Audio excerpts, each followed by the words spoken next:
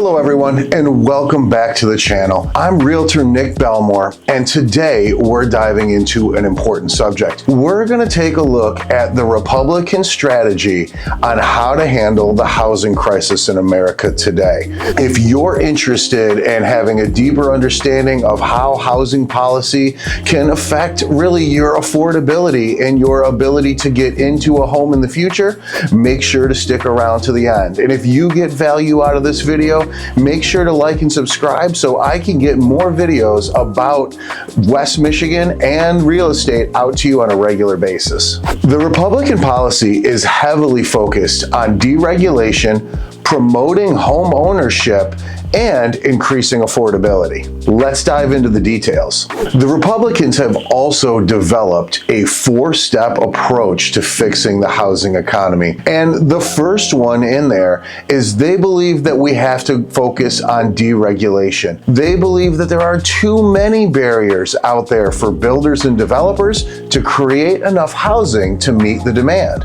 Their solution is to cut back some of the restrictions so developers can get through the planning and zoning process even easier and shorten the amount of time it takes to go from concept to a brand new home being built. For instance, Republicans want to repeal some of the single-family zoning laws because they believe that they are so restrictive that multifamily and especially some of the apartment complexes can't afford to get into these areas and aren't able to develop these processes. With the lower housing density, they believe it drives up the overall cost of housing.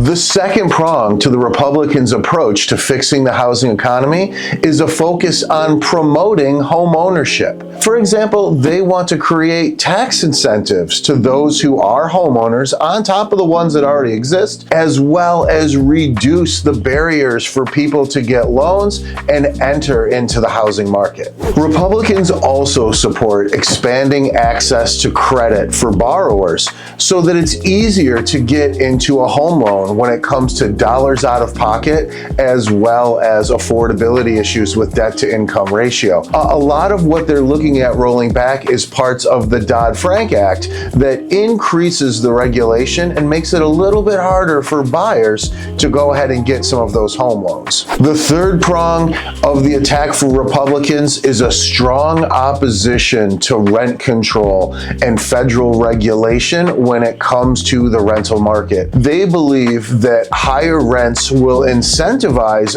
builders to put out more properties for investors to own as well as for owner occupants. Republicans believe that instead of subsidizing rent, that by increasing the supply of housing and bringing it back into balance, that will help bring prices down so that low and middle income families have more affordability and more choice when it comes to housing. Republicans also are opposing expansion of the Section 8 program. While they are for temporary assistance when it comes to housing, they are against long-term assistance that might pay somebody's rent or subsidize somebody's rent indefinitely. Republicans argue that by expanding some of these federal programs and subsidies, we really create a situation where tax dollars can be misused or used inefficiently instead of addressing the main issue in the market, which they consider to be the supply of housing in the market.